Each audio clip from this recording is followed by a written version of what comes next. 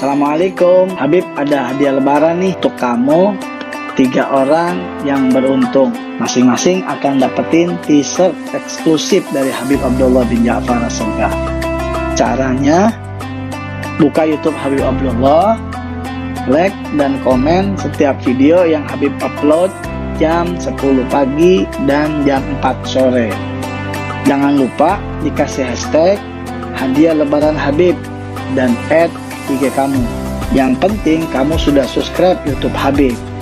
3 orang beruntung Habib umumin pas malam takbiran ya. Assalamualaikum warahmatullahi wabarakatuh. Hari ini kita akan berangkat. Ikutin terus ya. Habib Abdullah bin Ja'far As-Sagaf akan bertemu dengan seseorang. Insya Allah bisa menginspirasi.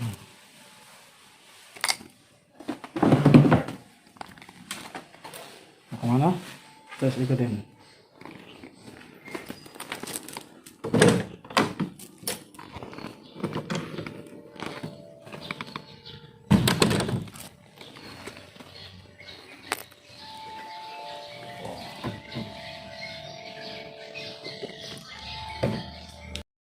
Terus kita ikutin. Hari ini kita akan jalan.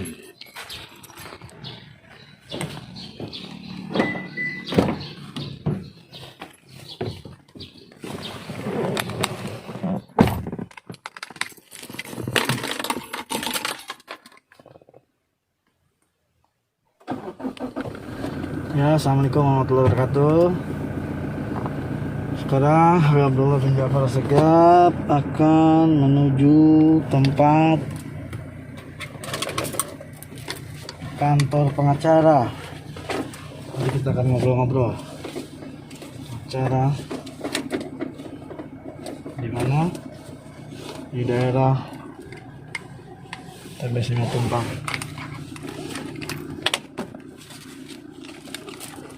Di daerah TB Simatupang dulu, karena lagi PSBB libur, jadi Habib nyetir sendiri nih. Bismillahirrahmanirrahim. Mudah-mudahan sih ya, mudah-mudahan lancar-lancar aja ya. Oke, lanjut.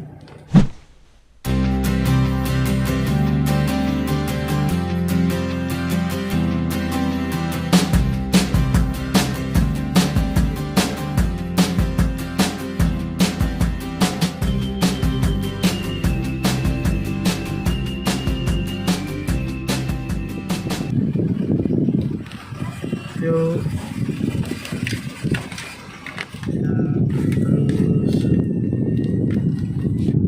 Ya, tadi habis ya,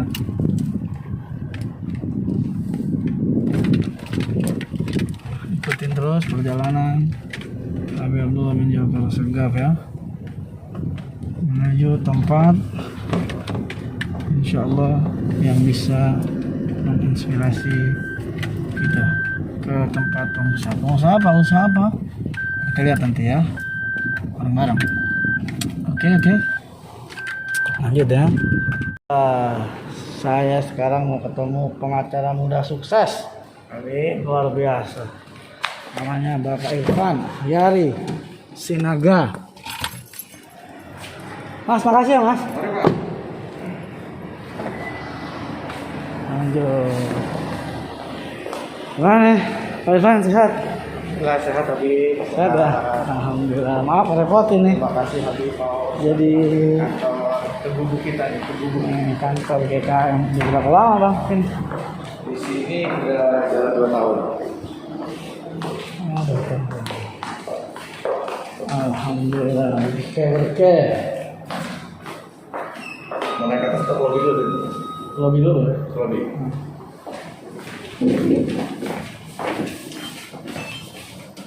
Mana bisa langsung ada? Bisa.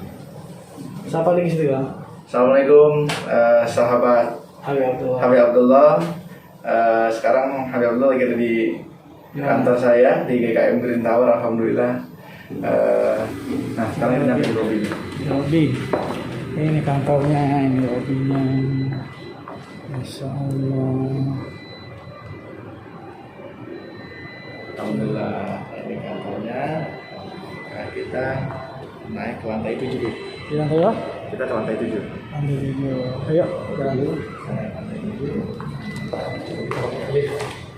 Harus pakai itu ya, maksudnya. Khusus ya. Masih ini bang, masih apa buka ya? Kita mau nggak mau harus terbuka karena pengadilan belum tutup. Oh pengadilan. Kalau pengadilan tutup kita tutup biasanya. Oh iya benar itu sudah betul itu. Udah benar. Tapi ini karyawan nggak banyak ya? Nggak. Kita batasi maksimal tuh di kantor 3 orang. Maksimal 3 orang. Jadi nggak boleh lebih dari 3 orang. Oke.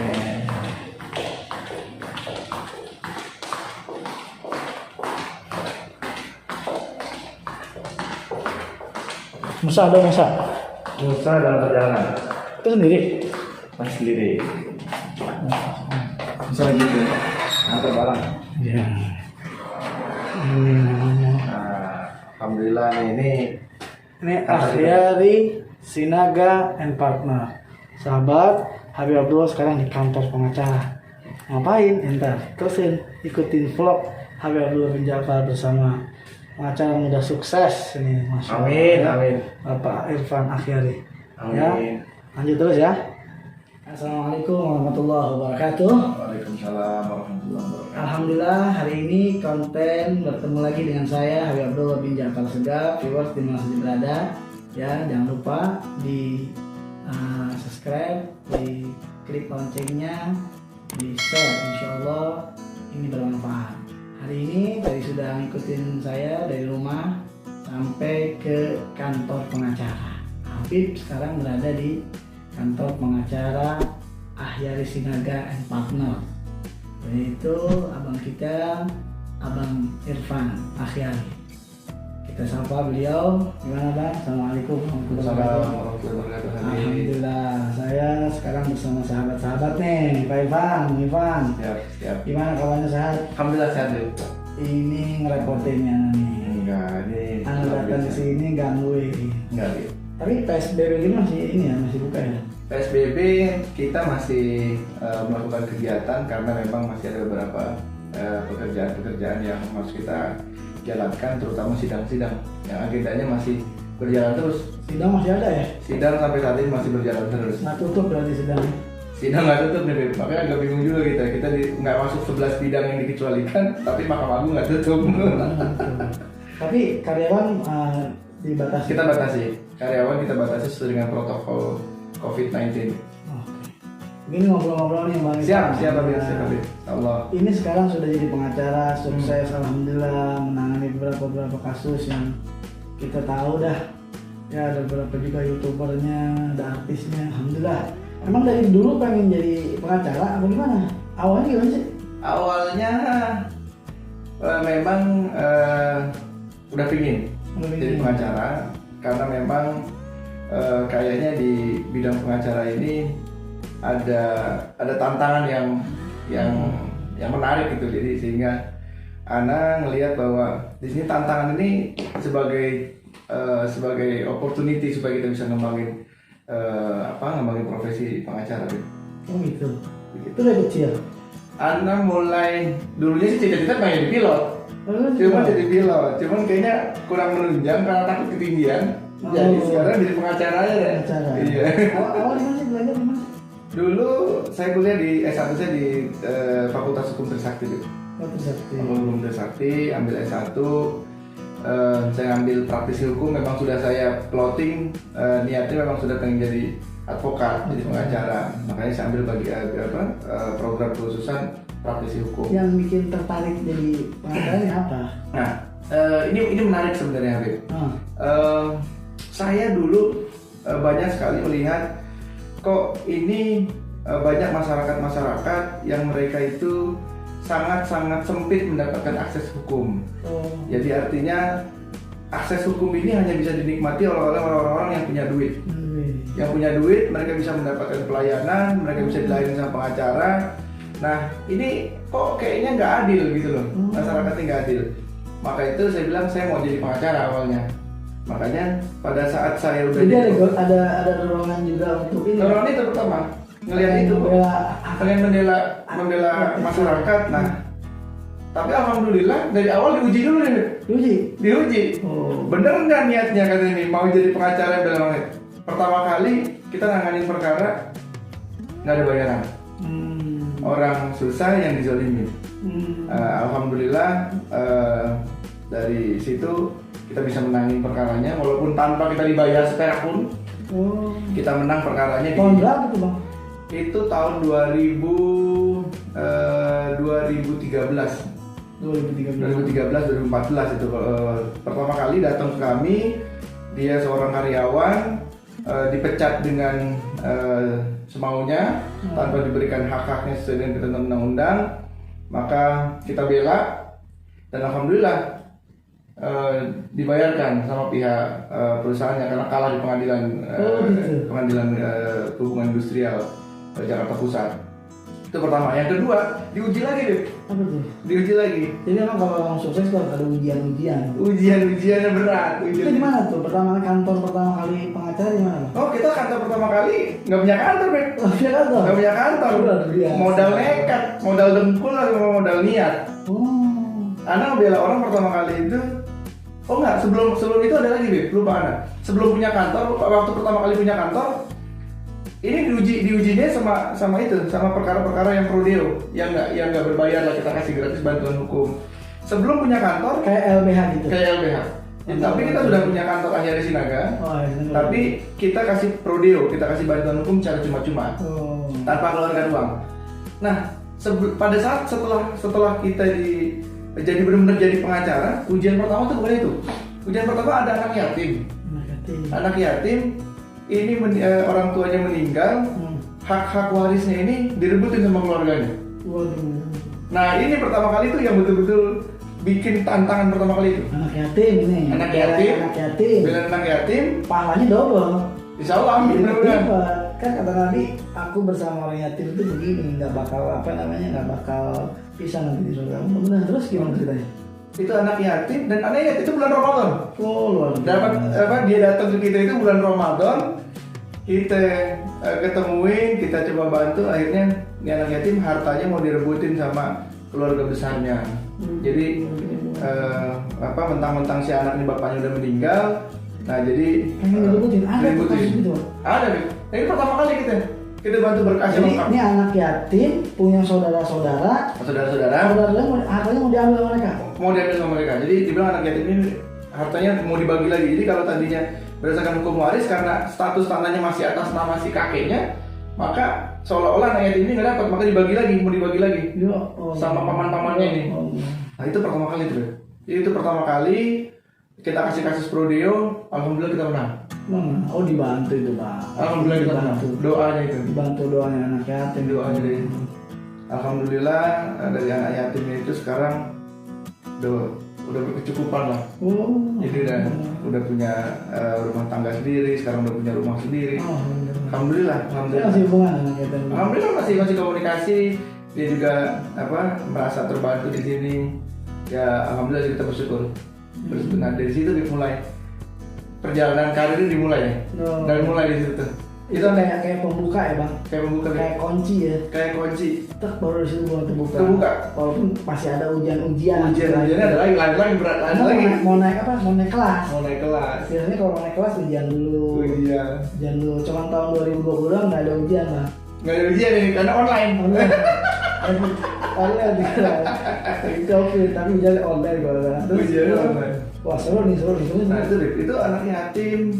Kita bilang sama teman-teman yang mau bantu silahkan, mau bantu dalam arti menangani perkara. Kita bilang pengacara itu yang mahal itu bukan soal operasionalnya, yang mahal itu bayar fee pengacaranya. Jadi kalau mereka berpikir untuk bayar fee pengacara saja, mereka berpikir, oh saya nggak mampu.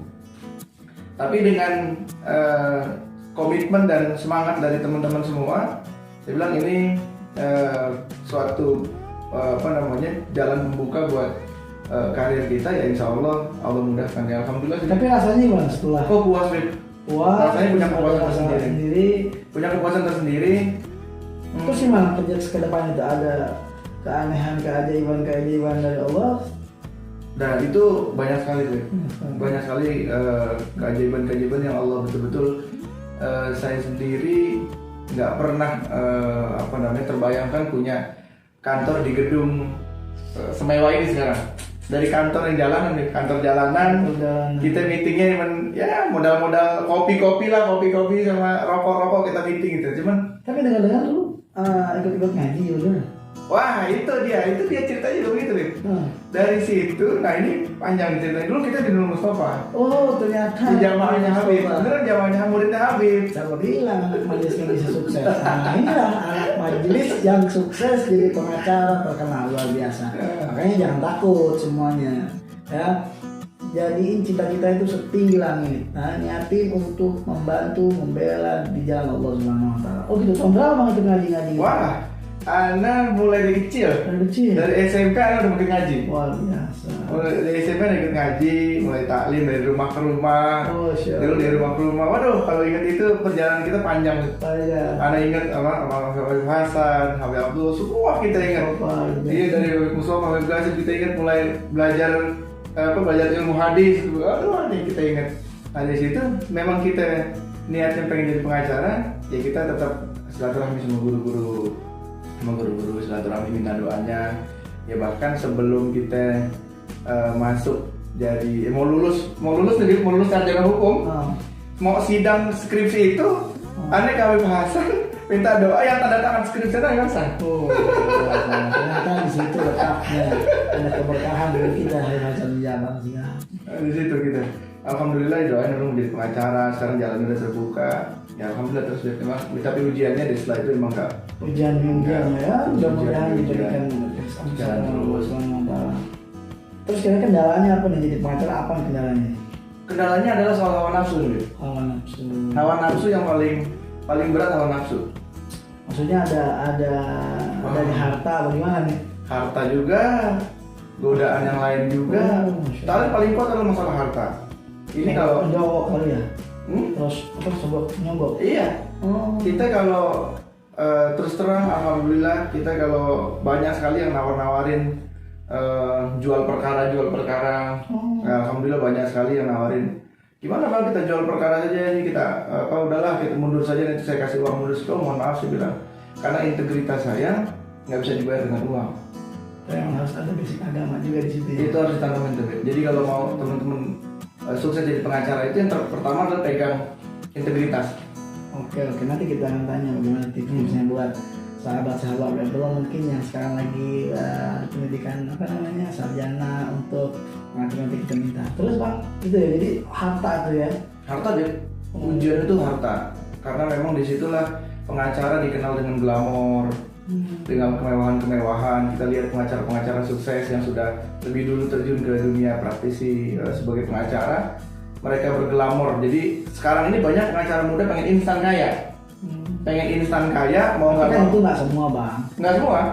Makanya kalau kita bahas basicnya, kesempatan di situ besar banget. Kalau buat semua nggak pengacara, nggak ada. Insya Allah kalau kita punya integritas, insya Allah nggak sih, aman insya Allah. Banyak loh kasih godaan paling berat adalah harta. Jadi karena terus terang kita pernah dibawain duit itu 2 koper, Bib. 2 koper. Kita juga nggak bisa ngitung itu berapa duit isinya. Dibawain duit 2 koper untuk mundur membela masyarakat. Membela masyarakat kita suruh mundur. Nah alhamdulillah sih kita bisa atasi karena juga kita berpegang teguh bahwa duit itu nggak bisa bayar integritas kita, dan kepercayaan itu lebih mahal daripada sekedar sebatas uang. Padahal kalau mau diambil nggak ada yang tahu ya. Nggak ada yang tahu, cuma Allah yang tahu. Ada yang tahu.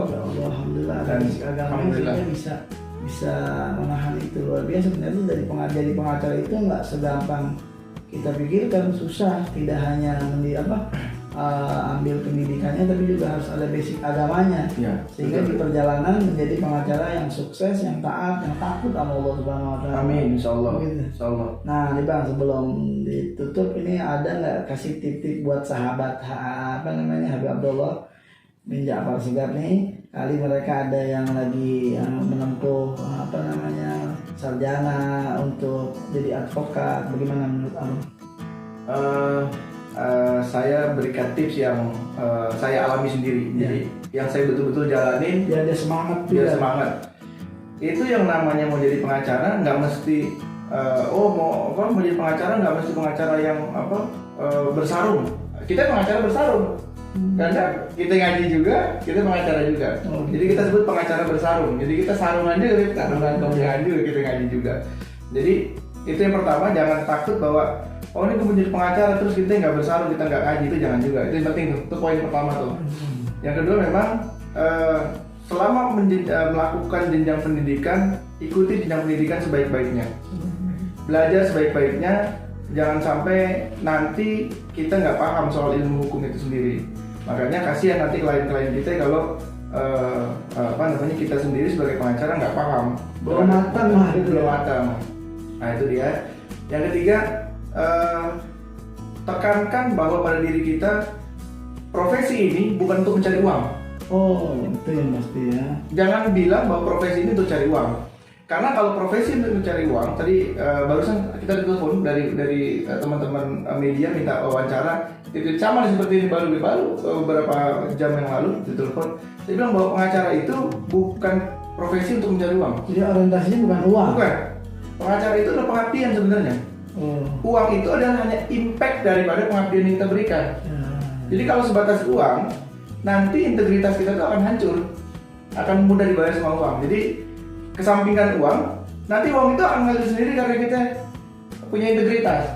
Jadi kalau kita bilang, pengacara harus banyak uang, enggak juga. Nanti orang makan nggak akan percaya sama dia.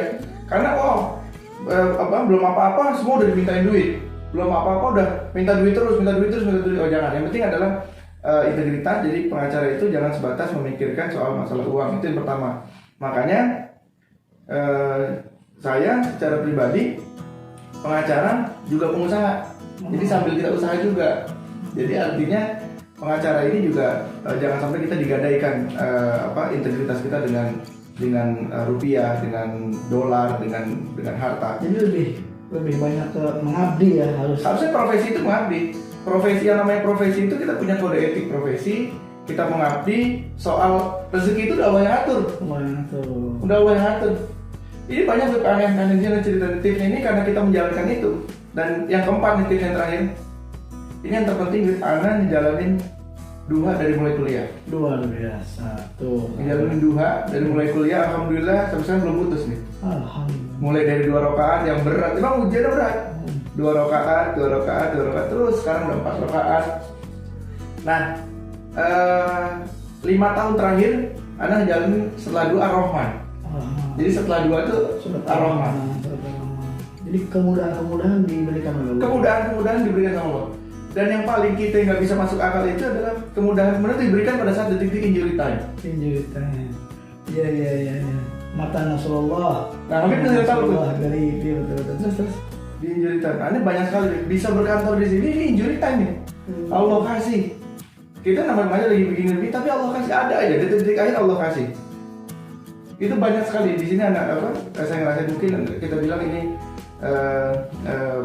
berkah dari duha kita, Ar-Rahman kita, baca terus setiap hari, ba'da duha kita baca. Makanya sekarang Anda terapin tadi keluarga, mulai duha Ar-Rahman. Jadi mudah-mudahan kita keluar ini bukan hanya untuk mencari duit pikirannya, tapi adalah mencari keridhaan Allah Subhanahu Wa Taala. Udah kita tenang aja udah begitu. Rezeki udah ada yang ngatur. Oke, yang terakhir nih Bang, tadi udah buat orang yang lagi pengen lagi mau jadi pengacara, lagi pendidikan. Ini banyak juga teman-teman bagaimana mereka bisa tertarik jadi pengacara. Kira-kira apa yang bisa buat mereka tertarik? Apa? Yang terpenting kalau dari saya pribadi, dari Ana pribadi, itu prinsip kita adalah khairun nas anfa'uhum linnas. Hadis Nabi berarti itu. Sebaik-baiknya manusia yang bermanfaat buat manusia lain. Bukan buat diri sendiri aja, tapi buat semuanya. Oke, mantap. Itu yang penting. Jadi kalau buat teman-teman banyak profesi, dokter juga begitu. Kalau mau jadi dokter niatinnya ya tadi, kalau kembali lagi ke hadis tadi, sebaik-baiknya manusia adalah orang bermanfaat bagi manusia lain. Jadi kalau memang kita berangkat dari situ, insya Allah mau jadi pengacara, mau jadi dokter, mau jadi pilot, insya Allah kita semakin semangat. Karena memang yang paling besar tantangannya adalah di profesi ini, Ben. Profesi dokter itu, profesi dokter sama profesi pengacara itu yang dihadapin orang susah. Jadi kalau kita nggak pegang itu, kita nggak mau nerima orang-orang susah jadi klien kita. Kita bantu nggak mau tuh. Makanya yang terpenting adalah itu tuh, bagi Anda pegangan itu. Jadi kalau menjadi pengacara, supaya tertarik jadi pengacara, insya Allah pengacara itu dihadapin sama orang susah, sama orang nggak punya duit. Karena orang nggak punya duit bingung dia mau lari kemana kalau dia nggak dibela. Nah di sini kita juga begitu, kita sering membantu itu sistemnya yang mereka subsidi, yang mereka punya banyak uang, mereka bayar dari mereka, kita tutup buat yang mereka nggak punya uang. Jadi mereka kita jalan semua. Jadi memang kita sistemkan seperti itu supaya mereka juga yang nggak punya akses ke pengacara, mereka bisa menikmati juga jasa pengacara. Sama fasilitasnya sama, yang bayar yang nggak bayar fasilitasnya sama. Luar biasa. Kita doain Bang Irfan mudah-mudahan terus diberikan kekuatan. Amin, insya Allah. Dalam membantu mereka-mereka yang membutuhkan hukum. Ada yang punya uang ataupun yang tidak punya uang.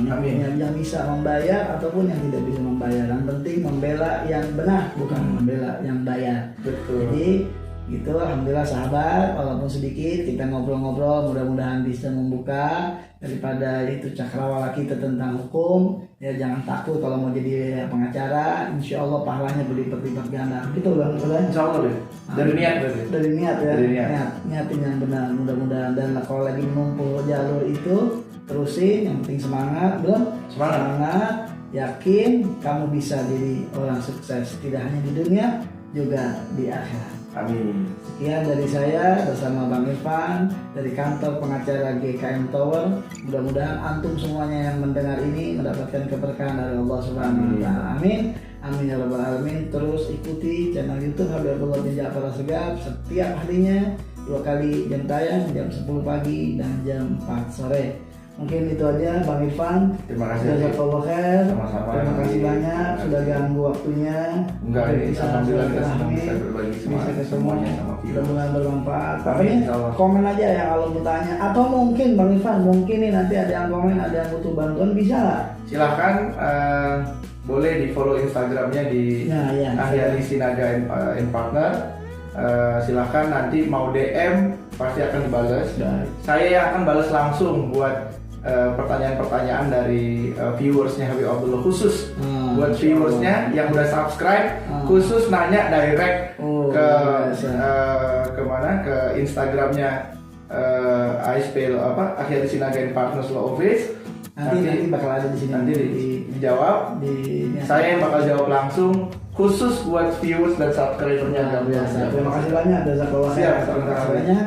Ya, segitu aja dari saya dan Pak Irfan. Mudah-mudahan barakah. Amin. Assalamualaikum warahmatullahi wabarakatuh. Waalaikumsalam.